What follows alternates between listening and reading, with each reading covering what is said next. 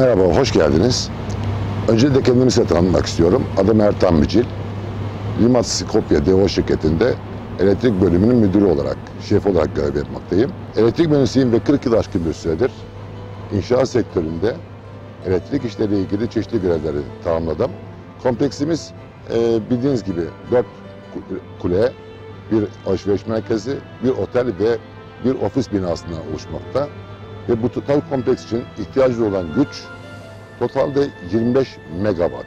Yani konut binalarının altında kendine özgü enerji dağıtım merkezi, alışveriş merkezinde ise 3 trafo merkezden oluşan bir dağıtım grubu bulunmaktadır. Bunu bir tanımlamak gerekirse ne kadar büyük olduğunu, Üsküp yakınında Matka denilen bir hidroelektrik santrali var. Bunun kurulu gücü şu anda 9.6 megawatt.